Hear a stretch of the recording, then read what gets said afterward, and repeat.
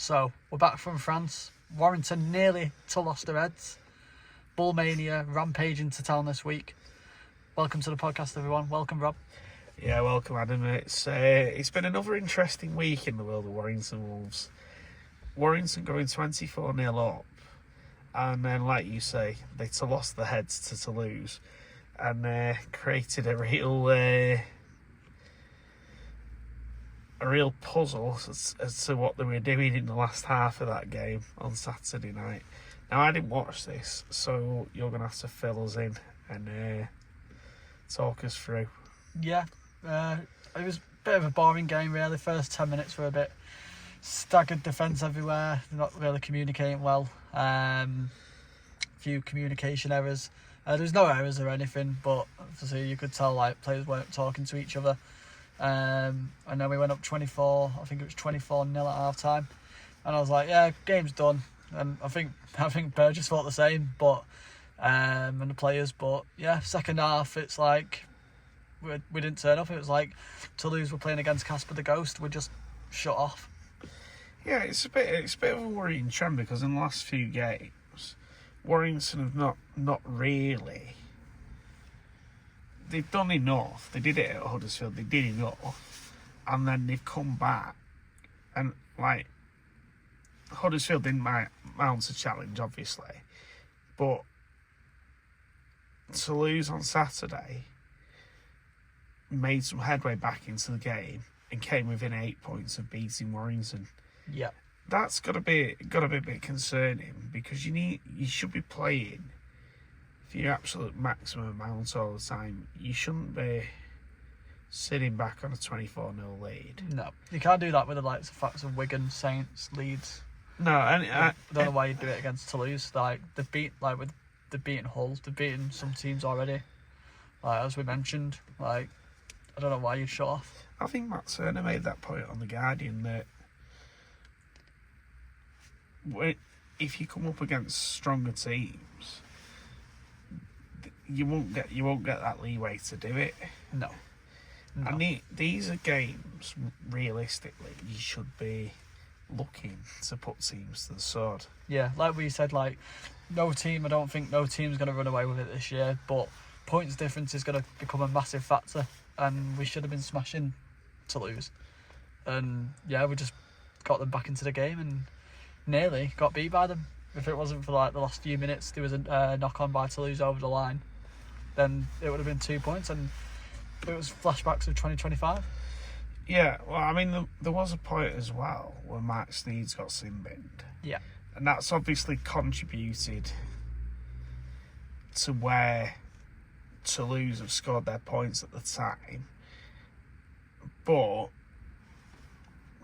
it seems to me that the team have sort of switched off at 24-0. Yeah. Not really got themselves back into contention. And I think this is what frustrates fans more, because they don't know which way the team's going to go or which team's going to turn up. Yeah, well, it was a very soft sin bin, let's just say, from Mark Sneed. But like we shouldn't shut off. Like you should tighten the defence up. Like right, we've got a sin bin. We know they're going to come at us. Let's show our best, and yeah, we just shut off. I honestly can't tell you what went on in that last half an hour. I mean, we've got Bradford on Sunday. Now we'll come on to the Bradford preview in a bit. But what I will say, Bradford are a very determined team. Now I watched Bradford and Hull on Sunday and got bored by half time because it literally turned into a ball fest. I got really bored with it. Yeah, I think I turned it on and saw that there was no trying it. It was just penalties. It was just very, very slow, and it was very laboured. But Bradford's potential tactics on Sunday could bring Warrington into a laboured game. Yeah. Warrington can produce and show so much better, but at the moment they're not really showing that. They've got to, I don't know, they've got to look, they've got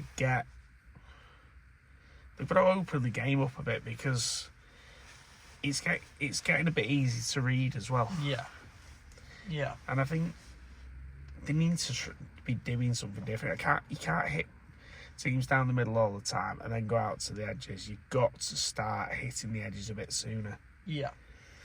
Now, Sam Burgess made the point that there's a lot of work to do. This was a quote from The Guardian. This is post-match.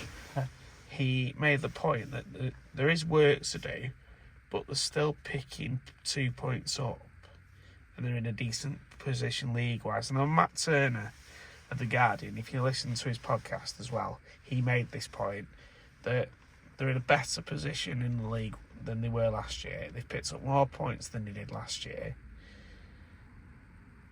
Burgess has made the point, yes, there's work to do, but they are picking up points. Do you agree with Burgess's sentiments?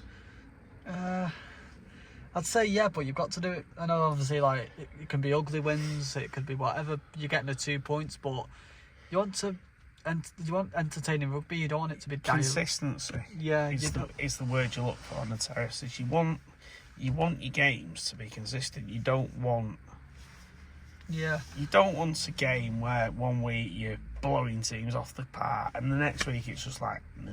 Yeah, exactly. Like on Sunday, if it's going to be a boring game, you're not going to get the crowds in, you're not going to get the fans in, you're not going to get the ticket sales, and like you've mentioned before, Rob, it's the worst time to have a rugby game. It's the last day of the Premier League. Obviously, we're still in the title race. Obviously, we're recording this on a Tuesday night. City play Bournemouth tonight, so it could go to the last end of the day. Obviously, I think Arsenal are winning that. But what a stupid time to have a rugby game when it's the last day of the Premier League. When I had a few texts on Sunday of people couldn't find the game because it was on that stupid Plus again. Yeah, they're always on the red button now. Yeah, but because Lee and Hull KR are on at the same time. They were the main game. Yeah, weren't they? But and I had a few people message me saying, like, Adam, have you found this game? Have you found this game? And I found it easy. Can I just point out as well, this deal on the red button is a similar thing to what the EFL have got. Yeah, all their games are on the red button. All their games are on the red button. They show two or three live. And when the deal was initially done, they had to wait to see what the EFL deal was. Then it sort of mirrored that. Doesn't actually help. It doesn't help viewing figures. But the thing is, you're not going to help viewing figures this week either. No. On a Sunday, because it's the last day of the Premier League. So United are playing, Everton are playing, Liverpool are playing, every City are playing. 4 big local teams. Yeah. You can guarantee that a lot of Warrington fans will be in the pub instead of it, watching it. Yeah, because their team will be playing. Yeah. I used to be mad into football, and a few of my friends are, but I like it when they talk about football, because I'm just like, yeah, you can talk about it. I'm really not interested. Obviously, I support Man United, but rugby league's my main sport. But yeah, like we've mentioned there, like loads of people in Warrington, like. Obviously, we're we're 15 minutes away from Manchester, 15 minutes away from Liverpool. We've got teams everywhere, and teams like the Northwest quite a sporting hub, isn't it? Really, yeah. Let's put it. And I know quite a few people who do go to watch like Everton, like to Liverpool, and they'll be going there instead of watching Warrington. Yeah, it's like I don't know whether United are at home, but I know people who are United season ticket holders and Warrington season ticket holders. They're going to go to United because it's the last game of the season. Yeah. I just think it's a bit crazy that we're going up yet again against Premier League football. We seem to do this quite a lot as a sport. Yeah. We think, fast, exciting. People are not going to tune in on Sunday because it's the last day of the Premier League season. Yeah. And I think it will have an effect on the crowds. Also, you've got neighbourhood weekend in Warrington. So people will be there. People are going to be there. Yeah. I'm going to say at least... I think about 7,000 on Sunday. Yeah, could be 7,000 to 8,000 easily, because lots of people will be in the neighbourhood, other people will be in the pubs watching the football. What a crazy time to have. My mate said to me the other day, when me and my mate were chatting about this in the pub, and he was saying, couldn't come at a worse time really. He said, I want to watch I want to watch the last day of the Premier League, and got a game on the Sunday. Yeah. So, but hello to Dave England and Jay England, my best mate, and his dad. Yeah. But you know, it's just daft. Like, it's just daft. If you want to market the sport, and you want to say, I mean, I know we're going away from Toulouse, but if you want to market the sport, why are we going up all the time against Premier League football? Yeah. And you can guarantee, yes, the Football World Cup's on in 3-4 weeks' time. You can guarantee there'll be games that clash with, like, big games in the World Cup. Yeah. Somewhere down the line. Yeah. Well, I think I was looking the other day. I think England's first game's on a Tuesday at 9, so we won't miss it there. But like you just said, like later on down the line, like if England get to like Warrington playing international football. if England get to like a quarter-final, semi-finals, it could clash there. But I know what I'd rather choose. The rugby. Like I don't really watch England football. I'll be honest. I mean, you watch it from a national point of view because everyone does it, but somewhere down the line there's going to be a quarter-final, semi-final, where it's going to be like a clash of what are they going to watch? Because the majority of the pubs in the summer will go with football. What brings the money in, which should be the football. Yeah, I'll be watching the Rugby League World Cup at the end of the year with a hot bottle instead of a beer. Well, that's going to be on it. That's going to be another one. That's going to be on at daft o'clock in the morning as well. Don't mind. I'll be watching that.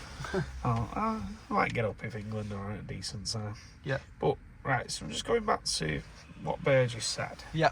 Briefly. Is the work to do?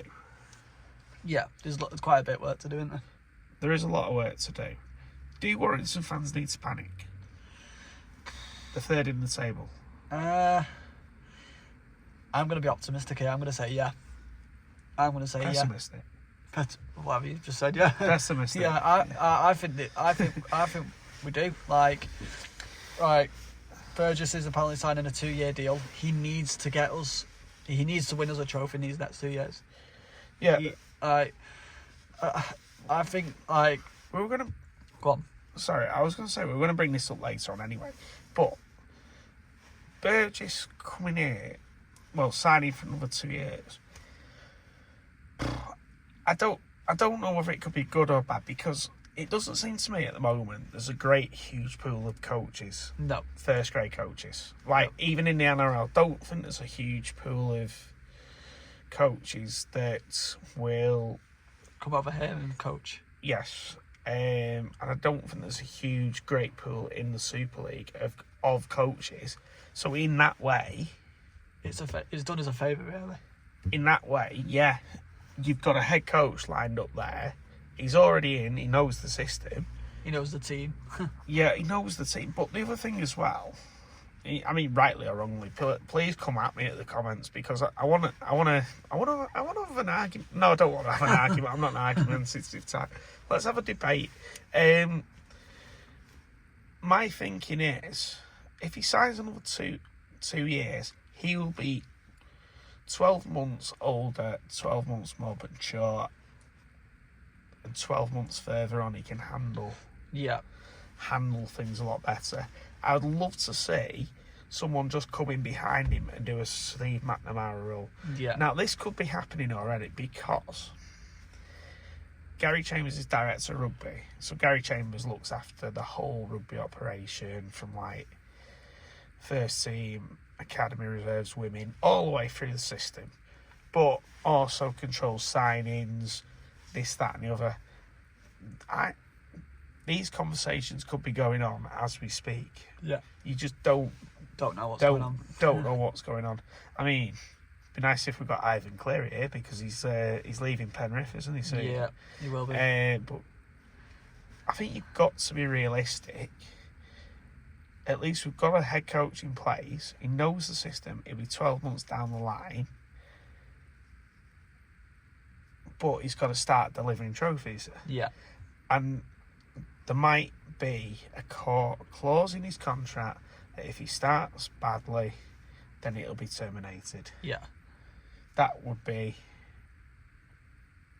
It'd be a shame for him, but at the end of the day, like we spoke last week, like Warrington need to get to a grand final. They need to get we need to win a Challenge Cup because there's been that serious years of drought, and Warrington fans are getting bored now. Yeah, and that becomes harder as well then, because it's harder to sell your tickets. Yeah, it becomes harder to sell your merchandise. People think, why should I bother putting money in? Yeah. Like the other day, one of my friends went to Toulouse and he was telling me they were singing the Joel Monaghan song, but they were singing Nathan and Ivan Cleary. And I was like, and then my mate gets annoyed with our fan base sometimes, and I don't blame him, to be honest, because we are so backwards sometimes. I'm going to be honest, but yeah, like we've just said there, we've got a head coach, like he's the man in charge, not Ivan and Nathan Cleary coming over yet. And I don't even know if they won't even probably ever come to Warrington. But, no, I mean, you're talking. I get it's a laugh and all that lot. You know, there's like loads of rumours at the minute, but yeah, Warrington fans, they just need to calm down a bit. They do, and they need to be a bit more realistic with their ambitions as well. Yeah, because this links me on to my next point. I just briefly, I've not gone into great depth or detail on this, but ambitions of the clubs are important. Hull KR and Wigan are kind of setting the benchmark. Wigan have set the benchmark for years. Hull KR have just joined in. Hull KR were nearly relegated. Were relegated. Yeah. They've worked their way back from the Championship to be a Championship-winning team ahead of Warrington. Warrington have been a founder member of the Rugby League. They've never been relegated. But they still can't deliver a Championship trophy. It was 1955. Yeah. So if you do the maths, that is 71 years. 71 years it is. Yeah. That Warrington haven't won a championship. Now, Hull KR, to me, look as though they've restructured everything. Yeah. And I mean everything. They've gone to town on the fan zone. They've put extra seats in. People of Hull KR, and they sold 10,000 Challenge Cup tickets in the space of a day last week. Yeah. They've really got themselves ambitious. They've taught themselves up as being a big deal. Wigan, you go to their organisation. For like Chris, I've got to say, Chris Odlinski, he's a good CEO. He's a very good CEO. Even the guy at Hull KR is a very good CEO. Now, I'm not knocking Carl Fitzpatrick. Yeah. But Warrington needs to start being ambitious on and off the field. Yeah. Warrington do a lot of stuff right. And they do a lot of stuff that other clubs do. I get that. But they need to Wigan and the Hull KR don't just set their ambition on the field, they set it off the field. Yeah. That is what they do. They build the brand around that. I mean, you've got to sort of stop settling for second best all the time. That's what Hull KR and Wigan are doing. They're not settling for second best. No. They're challenging themselves to be better all the time. Yeah. They're challenging themselves to come out. What are they doing right that Warrington are not doing, or vice versa? It's a difficult question. Yeah. I know. Yeah. And if anyone wants to comment, throw some comments in. It's just that they say the Wigan way, don't they? Do you know what I mean? They say the Wigan way, like Wigan. They've got, like you've said there, they've got everything right. They've got Robin Park. They've got their own they've got their own gym. They've got their own They've got a billionaire owner. He owns the football club as well. Yeah, they've got their own training ground. Obviously, we've got the university at the minute, but we will be moving to wherever. I don't even know. They are based at Victoria Park. Yeah. And providing they get permission, they can move the play barn over as well. So, yeah, it's just, I don't know. That is a tough question. Because you can't look at how Hull KR are marketing. And I'll take it across the other side of the city. Hull City Football Club. Yeah. Look at what they're doing as well. They're in a playoff final next year with potential to go up to the Premier League again. Yeah. they're not sitting down. They're driving that ambition and they're driving themselves forward. Successful clubs. Look at. If I said to you, "What's the biggest brand name in football?" What are you going to tell me? I'd say personally Man United. Yeah, Man United. Yeah. Or Liverpool or Real Madrid. I'll let you say that one. No, I right. know So what you mean. I'm only going from. They are in. You say to anyone around the world, biggest football teams. The first three teams they will name to you: Manchester United, Liverpool, or Real Madrid. Yeah. They've had periods of success. Yeah. But they've also been ambitious enough, and they've took the brand out there. They've bought, and people bought into it. Yeah. People bought into United's brand. They've bought into the whole Alex Ferguson thing. Liverpool was successful. They won Premier League trophies. They've got a rich history. People have bought into that. Yeah. Real Madrid, massive club in Spain. They've won trophies. They're ambitious. Yeah. Hull KR, Wigan. I'm going to throw Leeds in because they've won grand finals. They've won grand finals. Bradford have won grand finals. Yeah. They've been ambitious. There was days at Odsall with the Bullmania thing. We use Bullmania because it's what they used to use the term as. It was invented for this. Yeah. They built that brand up. Yeah. And they built that whole Bullmania, and it created that whole aura. Yeah. It created somewhere people wanted to be. At Odsall in one day, you used to get 20,000 on there in the early days. I mean, these were the days of like Vinicolo, Harpe, Wagner, Morley. These sort of players, yes, they've not got them at the moment, and yes, they've had a few financial troubles, but you can guarantee in the near future they will get back to something like that. Yeah. And this is what I'm talking about. You've got to be ambitious. You can't just hang around and be like, we're all right with being second, or we're all right with doing this. Yeah. Like Saints, they've been successful. They've won grand finals. They don't stand by on it, do they? No. But you look at the ambition. So semi-finals, I'll use Wigan as an example. Both women's teams, both women's teams, what am I on? Both teams were playing at Warrington in the semi-final. Both teams nilled their opposition. Both teams had that same hunger, ambition, desire. Yeah. And I'm not saying for 1 minute that Warrington don't have ambition and desire.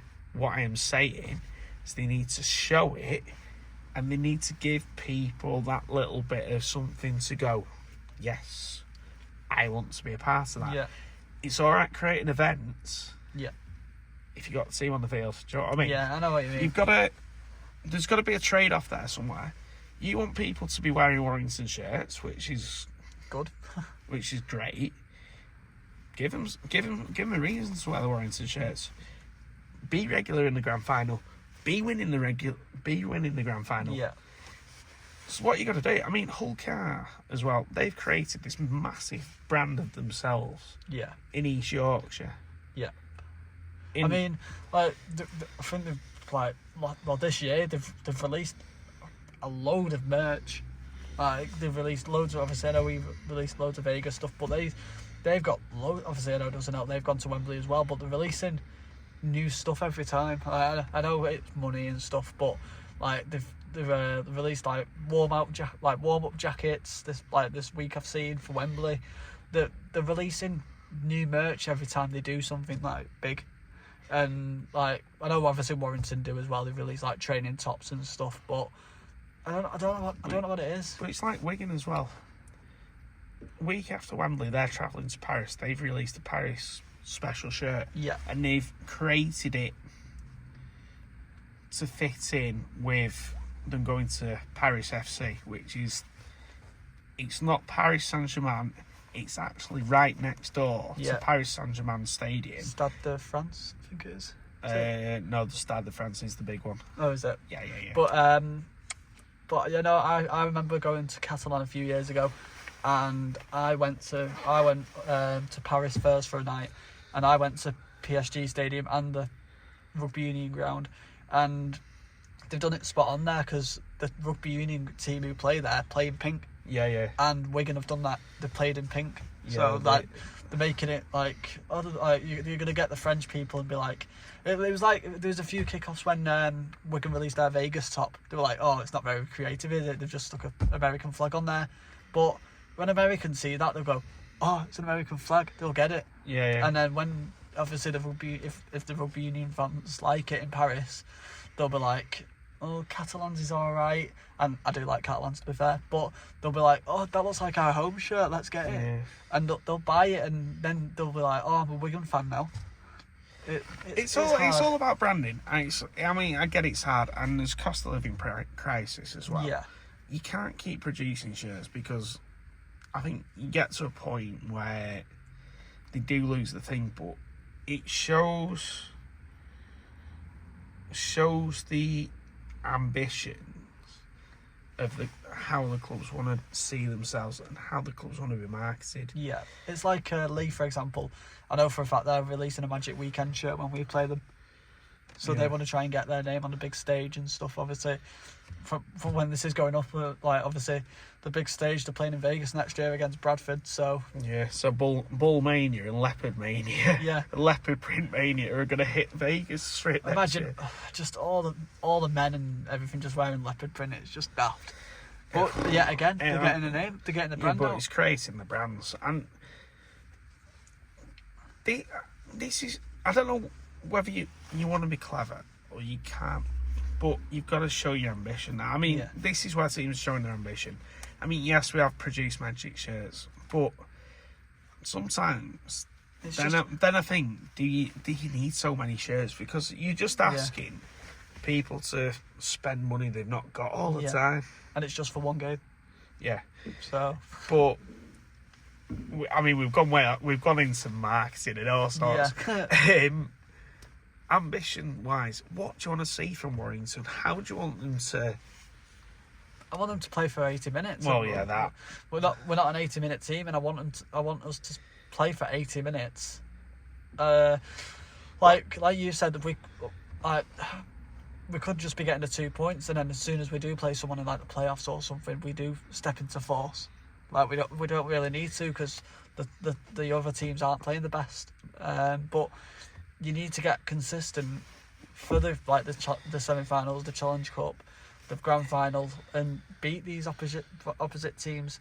Like, you can't be like slacking off against like Toulouse, Castleford, because obviously, like we've mentioned before, if you do get like the likes of Wigan in a semi-final, you're not gonna have to step off. You're gonna have to be an 80-minute team. You're always gonna have to be on your game. So I don't know. What I'm gonna say. Warrington should be aiming. If you have that ambition, they should be aiming to sell every single game out. There shouldn't be an empty. You should make tickets hard to come by. That's what OKR have done. They've made tickets hard to come by. I mean, I know Wigan struggle a little bit with attendances. Yeah, they've got a 25,000 seater stadium to fill every week. Yeah, but don't just target Wigan, Saints, OKR, Leeds, big games. No, target everything. I mean, I know probably for the Catalan game on the Thursday they will do quid a kid again, and that is quite successful. Yeah, but on the games, like, get into the schools and be like, take like a reserve player in, or a first team player like a Brodie Croft or something. And take Aaron Lindop with you. Yeah, he's not playing at the minute. Get Adam Holroyd in there, and give the kids vouchers or whatever. Yeah, well, just when I was there, we used to do ticket deals for them for different. And I know the foundation are very active in the schools as well. Yeah. So I get that, but they do. The foundation absolutely superb, as we spoke to Steph about last week. Yeah. I've got first-hand experience. They're absolutely superb in what they do. But when you've got games against like the class was category C, so you got A, B, and C. They do it in all sports. So your category A games are your big ones like Wigan, your Leeds, Hull KR. category B's, FC. Oh, hang on, Saints in your category A as well. Category B's are your teams that sort of bring some support, but not as much. Whereas category C would be like Catalan, Toulouse, York, Huddersfield. Yeah. Because the games that don't attract as much. Yeah. But that's where you've got to be ambitious to try and sell it. Do you know what I mean? Yeah. But it's a hard one. Yeah. And I get that. It's just something that we need to promote a bit more. Yeah. And Warrington need to tell the fans what their ambitions are. Yeah. Just be direct, straight with them, and say, well, yeah, we want to get to grand final, we want to win it. Don't be like, we always want to get to grand. Just be positive with it. Yeah. Take it, because that's the way to keep the fans on side. It's you got to be ambitious. But every year, you can guarantee that Hull, Care and Wigan now, they just pencil Old Trafford in because they know they'll be there or thereabouts. Yeah. Warrington should start doing that and just be like, yeah, we're aiming for that, we're doing that, we're coming top. Yeah? Yeah. It's, I don't think I've got any more on that one. I think we've wasted that. So, this can interlink as well. My next question to you. What do we want to see more of from Warrington on the field? I think just a better play style. Like, we're just used to just like obviously back in the day, I've mentioned it before, kick to the corner for Joel Monaghan and it used to work. Yeah, or kick to the corner for Toby King when Steve Harris was here. But like, we're not creative anymore. We're just running the ball in and then Sneed's kicking the ball up. Is that not right? I don't know. Is that not just the way the game's gone? Yeah. With how the rules have changed. Maybe. And it's kind of made things a little bit more slower in a way. I don't know, because I'm not. If you guys know, please comment down below. Yeah, I mean, give us. If anyone has actually got any comments on what you would like to see of Warrington Wolves and how you would like to see them play. They frustrate me, but I still go back week to week. Yeah. But you can't. Well, you can be disloyal, but I mean, you've got. People always say you've got to set the rough with the smooth, and you've got to. They're in a better place than they were last year, but I would love to see him go back to the way we used to play under Tony Smith, and that's throwing the ball about, being entertaining. It's just like really like you someone would pop an offload off and they'd be off again, and it crowd would be, because sometimes, I mean, they do try this, and then it just falls very flat very quickly like that. It just goes boom. Yeah. And it's like, you get your hopes up, it's like, ugh. Yeah. I mean, they've not made as many mistakes this year, which is really good, but I'd just love to see him like throwing the ball about and just, really getting there. Just proper like Tony Smith style. Yeah, like little kicks into the in goal when you're not expecting it. Just stuff like that. Yeah, I mean, different teams have different ways of looking at it. Yeah. And I'm sure Sam Burgess and Steve McNamara are looking at it all the time and saying, look, we can do this better, we can do that better, we can do that. Hopefully, at some point, Warrington will kick out of second gear and go into like third, fourth, fifth. Yeah. And they will really turn on the style. Maybe they're holding something back at the moment. Maybe they're not.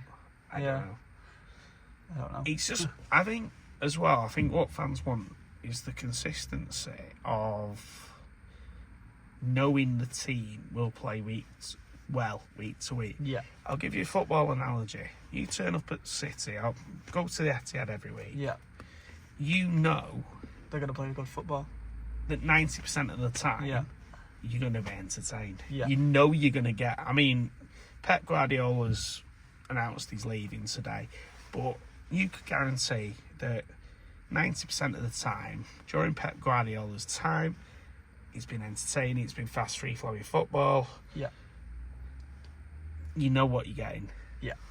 And that's what Warrington need to. Yeah, they need to just not harbour, but really show their ambition going forward. Show they can play rugby. Show they can entertain the crowd. Best way to bring the crowd in, give people something to talk about. If you give people something to talk about and they go back to the work on Monday morning and go, whoa, look at this. Yeah. I went to this game and this game. Yeah. Creates a buzz then. Yeah, it does. Gets your mind ticking. You take it into account. Yeah. Well, yeah, so Sunday, Bradford.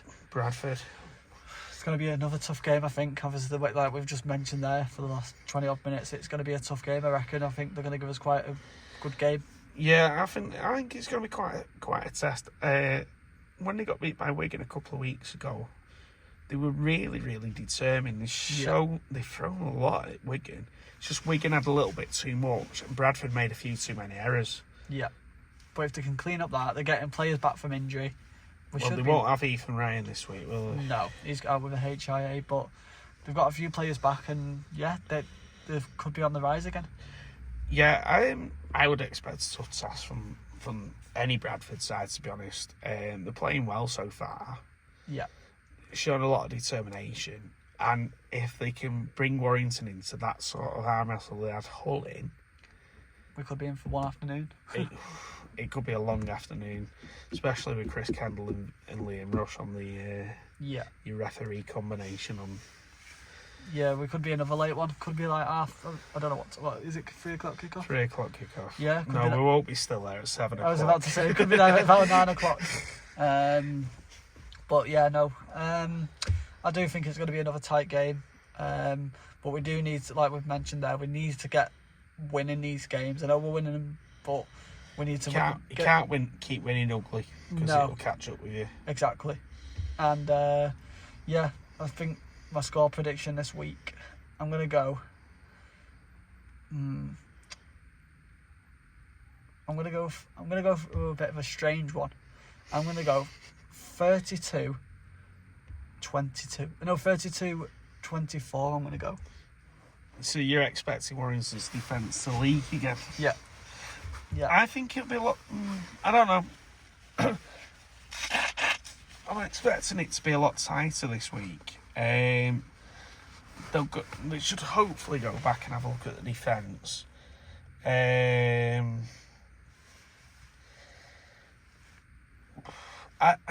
don't know. If Warrington turn up, really get in control early, I can see a big score coming up. Yeah. Especially as the weather's going to actually be nice. So you're going to get less drop ball, hopefully. Fingers crossed. I don't know which way it's going to go, to be honest. I'm going to go, because I think it'll be quite close. I'm going to say 26-12 to Warrington, because I think that they'll respond, but I do think Bradford will challenge. And Bradford, you give them half a chance, I'll come sniffing. They will have a go at it. You invite them into your own half, they will take full opportunity for that. I agree. I've got a question for you, Rob. You can think about it for next week, and I'll give you my answer as well. And you guys as well, please comment down below. If you could have any job in Rugby League, what would it be? Okay. So I'll give that to you to have a think. If you guys have got any questions you want to ask us, we have got we've got pens on the way, we've got keychains. If you do see us at a game, no matter of a doubt, I'll probably have some keyrings on me. You can have a keyring, you can have a sticker, and yeah, we're going to start giving them out for any guests what come on. So I'm going to give one my cousin Isaac when I see him, because he's done an amazing job, and I'm sure you'll see stuff, so we'll give her one as well. And we're going to set up a thing as well called Buy Me a Coffee, so with any guest what comes on, it's just to say appreciate them at their time, and just to say thank you, really, like we can buy them a coffee. So we'll set that up as well. Yeah. Also, we've got one more thing to discuss. This week, Brodie Croft announced he was leaving Leeds at the end of 2026. Now, there is very strong rumour that Mr. Croft is joining us on this side of the Pennines in Cheshire, in Warrington, as Warrington's marquee player next year. thoughts and opinions on Mr. Croft? Good. Is he going to make a difference? I'd say so. I think so. If we get the Brodie Croft that's playing this year and scoring 13 tries and everything else that's going on, I'd love him in a Warrington shirt. He used to play for, obviously I mentioned before, I support Brisbane. He used to play for Brisbane, but he didn't really get game time there. But I put a comment on the Leeds post saying like missing out Leeds, welcome to the wire Brodie and stuff. And a few Leeds fans said he's nothing special. He's just getting backed up by Jake Connor. And this is what my dad said to me. He said, Warrington never back up the play. And I was like, I can see where he's coming from.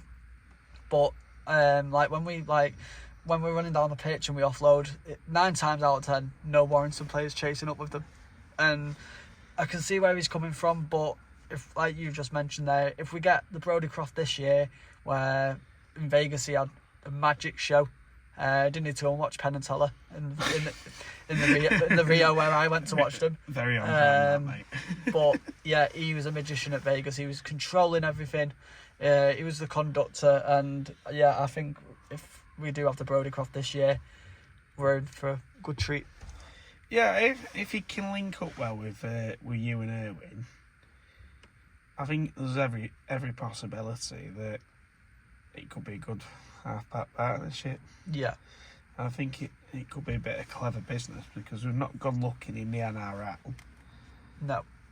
And we've got talent in the Super League. And it gives you a little bit more salary cap to play for. Yeah. I don't know if it's true or not, but I did hear Sneed signing a 1-year deal as well. Not playing though. He will be coaching like the likes of you and Irwin and it might not be a bad thing because you've got him and Stephen Ratchford then. Exactly. Going through kicking, doing bits and pieces. Irwin and Sneed apparently get on really well. Yeah. And Irwin will use every opportunity there just to pick Sneed's brains and just ask him questions. Try and get everything out of him that he can. And that could be a bit of a clever bit of business. Just keeping Sneed around. He's played with Brodie Croft before. He can work with you and Irwin, show both combinations, and really show them what you can do. Yeah. So we'll leave your score predictions down below, and we'll see you when we play. I think, who do we play next week? We've got a week off next week because it's the Cup. Yeah. And then we're back. I think we're back at home again, aren't we? Hull FC. Hull FC. So we'll see you guys there. Please leave your score predictions down below. Give us a like, follow. Please share the podcast, and we'll see you guys there. And also any comments on what you want to see from Warrington going forward as well. Yep. Much appreciated. So have a good week, guys, and we'll see you soon. Yeah, take it easy, guys.